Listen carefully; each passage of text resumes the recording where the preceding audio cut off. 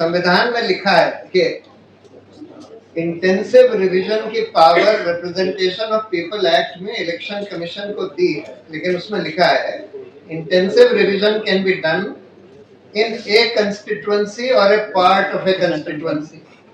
यानी कि आप एक कंस्टिट्यूएंसी या उसके पार्ट में for reasons to be recorded in writing आपको उसको बताना होगा कि क्यों इंटेंसिव रिवीजन करने की यहाँ जरूरत पड़ रही है।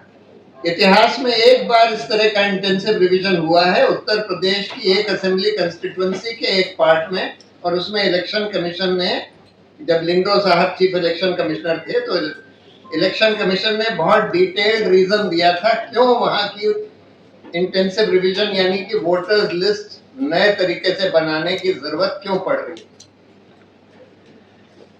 इससे पहले जब इंटेंसिव रिवीजन 2003 में हुआ था तो नया वोटर्स लिस्ट नहीं बनाया गया था। ये पहली बार हो रहा है हिंदुस्तान में कि पूरे देश में वोटर्स लिस्ट नए सिरे से बनाई जा रही है।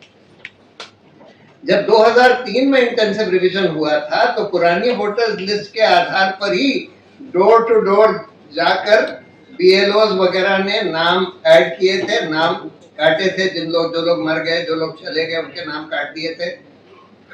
जो लोग नए आ गए उनके नाम जोड़े गए थे। उस तरह से इंटेंसिव रिवीजन किया गया था। दुर्भाग्य की बात यह है कि जब हमने 2003 की गाइडलाइंस इलेक्शन कमीशन से मांगी तो उन्होंने साफ मना कर दिया कि हम नहीं देंगे।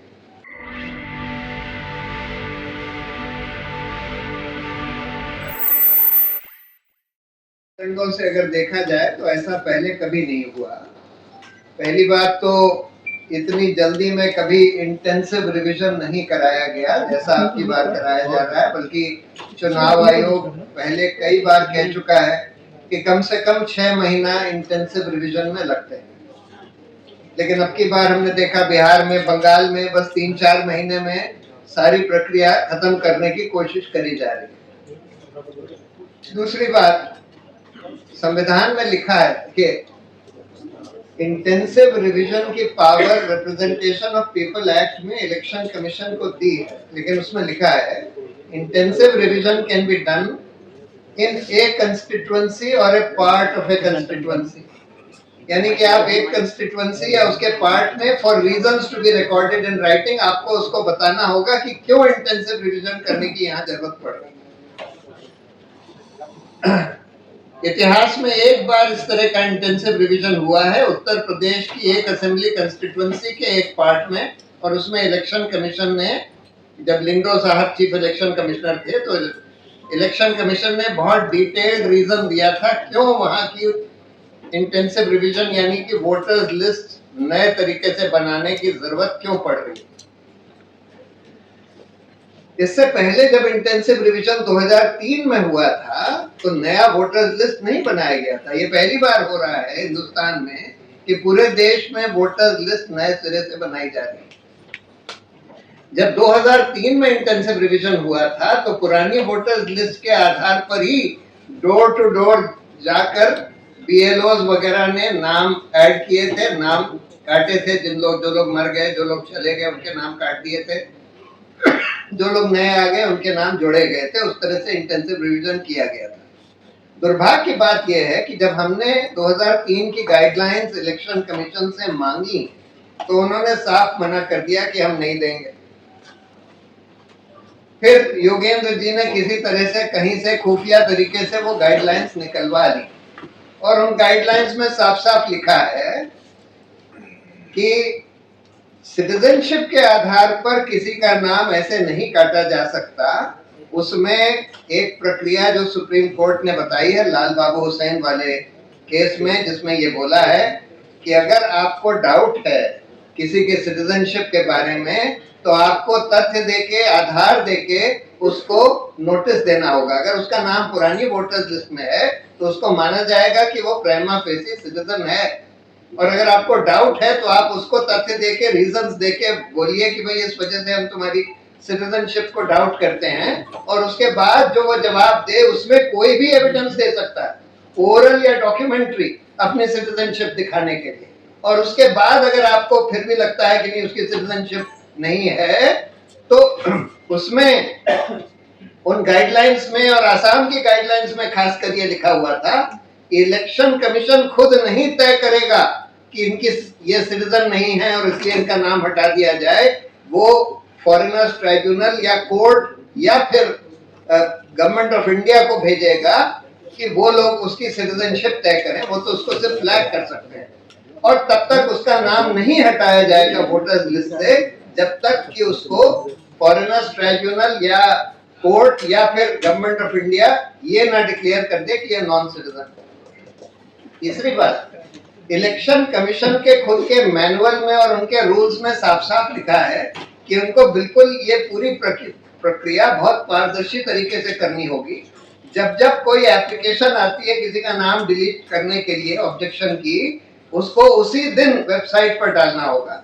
जब कोई एडिशन की एप्लीकेशन आती है उसी दिन वेबसाइट पर डालना होगा। इस एसआईआर में ये सब कुछ नहीं किया जा रहा। 6 महीने से कम में 3-4 महीने में पूरा एसआईआर कर दिया जा रहा है। वोटर्स लिस्ट नए सिरे से पूरे देश में पूरे राज्यों में बनाई जा रही है और ये देखा जा रहा है, सारी जगह ये दिख रहा है कि इलेक्शन कमीशन यहाँ दिल्ली से बैठ के राज्यों की जो प्रक्रिया है उसको इन्फ्लुएंस करने की कोशिश कर रहा है।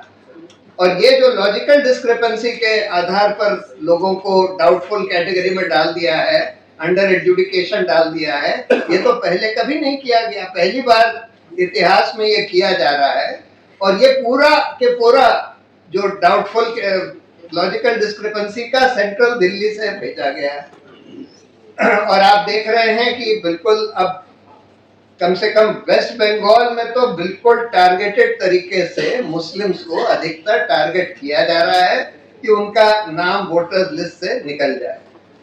दुर्भाग्य की बात यह है कि इसको चुनौती देने के लिए सुप्रीम कोर्ट में कई याचिकाएं पड़ी हैं, लेकिन सुप्रीम कोर्ट को तो कायदे से इस आधार पर ही एसआईआर को इलीगल डिक्लेयर कर देना चाहिए था कि भाई एसआईआर का जो कानून है वो आपको ये नहीं परमिट करता कि आप पूरे देश में पूरे राज्यों में नए सिरे से वोटर्स लिस्ट बनाएं और लोगों से बोले कि तुम लोग एन्यूमरेशन फॉर्म भरो नहीं तो तुम्हारा नाम ऑटोमेटिकली बाहर हो जाएगा, और उनसे बोले कि तुम लोग ये 10-11 दस्तावेज दो। ये कभी किसी कानून में नहीं लिखा है। और इनफैक्ट जो एक फॉर्म 6 होता है नए वोटर का नाम डालने के लिए, उसमें लिखा होता है कि आपको प्रमाण सिर्फ 2 चीजों के लिए देना है, आप 18 साल से ऊपर हैं और आप यहाँ रहते हैं। कोई भी प्रमाण दे सकते हैं, उसमें ये नहीं लिखा कि किस तरह का प्रमाण, कुछ भी, बैंक अकाउंट का, गैस अकाउंट का, राशन कार्ड का, कुछ भी दे सकते हैं, आधार कार्ड, कुछ भी दे सकते हैं। और सिटीजनशिप के लिए सिर्फ सेल्फ डिक्लेरेशन देना होता है, यानी आपको कोई उसका प्रूफ नहीं देना होता कि आप सिटीजन हैं। आपको बस असर्ट करना होता है कि आप सिटीजन हैं, और आपका अगर क्लेम गलत है तो फिर आपके खिलाफ प्रोसिक्यूशन हो सकता है। लेकिन इस सब को छोड़कर नए तरीके से, बिल्कुल अनप्रेसिडेंटेड तरीके से एसआईआर धक्कड़ पेल में जल्दीबाजी में कराया जा रहा है। और दुर्भाग्य की बात है ये है कि सुप्रीम कोर्ट ने उसको नहीं रोका, इसको चलने दे रहे हैं और थोड़ा बहुत लीपापोती करके उसको आगे बढ़ने दे रहे हैं। और तीसरी बात ये कि अगर कोई किसी के नाम अंडर एडजुडिकेशन है और कोई proper fair independent judicial body में, देखिए आज सब लोग जानते हैं कि इलेक्शन कमीशन का क्या हाल है। इस देश में कोई आदमी ऐसा नहीं है जिसको ये समझ में नहीं आता कि इलेक्शन कमीशन भाजपा का एजेंट की तरह काम कर रहा है। सब मानते हैं कि इलेक्शन कमीशन भाजपा के एजेंट की तरह काम कर रहा है। तो फिर इसके फाइनल एडजुडिकेशन के लिए कोई इंडिपेंडेंट जुडिशियल बॉडी होनी चाहिए। अब वहां पर बंगाल में उन्होंने कुछ कहा तो है, लेकिन इतनी जल्दीबाजी में इतने सारे नाम के एडजुडिकेशन इस जुडिशियल बॉडी से नहीं कराए जा सकते, और जब तक प्रॉपर एडजुडिकेशन ना हो जाए तब तक उनके नाम कायदे से नहीं हटाए जा सकते। लेकिन आज ये कहा जा रहा है कि नहीं, हटा दीजिए, अगली बार जब एडजुडिकेशन होगा या जब कुछ और प्रक्रिया होगी कोई इंडिपेंडेंट बॉडी के तहत, तब आपका नाम वापस आ सकता है। तो ये बहुत ही दुर्भाग्यपूर्ण बात है कि इस तरह से हो रहा है। और जैसे नदीम ने बताया कि या और लोगों ने भी बताया कि बिल्कुल अब टारगेटेड डिलीशंस करे जा रहे हैं। कहीं कहीं कुछ कुछ पोलिंग स्टेशंस पे 100%, कहीं 97%, कहीं 95%, और उसमें ज्यादातर मुस्लिम्स हैं। तो देखिए, जब भाजपा सरकार बनी थी तो उन्होंने बोला था कि भाई हम हिंदू राष्ट्र बनाएंगे, यानी मुस्लिम्स को सेकंड क्लास सिटीजन्स बना देंगे, यानी कि उनके कम से कम वोटिंग राइट तो छीन लेंगे। फिर उनको ये रियलाइजेशन हुआ कि सेकुलरिज्म तो बेसिक स्ट्रक्चर है कॉन्स्टिट्यूशन का, तो संविधान का संशोधन करके ये नहीं कर सकते। तब उनको लगा कि अच्छा हम एनआरसी कर देंगे और एनआरसी करके हम मुसलमानों को एनआरसी से बाहर कर देंगे। उन्होंने असम में कोशिश करी, लेकिन असम में क्योंकि सुप्रीम कोर्ट ने उसको सुपरवाइज कर दिया तो उस समय बहुत टारगेटेड नहीं कर पाए। 70% लोग उसके बाहर जो हुए वो हिंदू थे, 30% मुस्लिम थे। रफली इतनी ही पॉपुलेशन वहां हिंदू मुस्लिम की है असम। अब इनको ये लगा कि अच्छा हम नया हथकंडा अपनाएंगे, एसआईआर कर देंगे।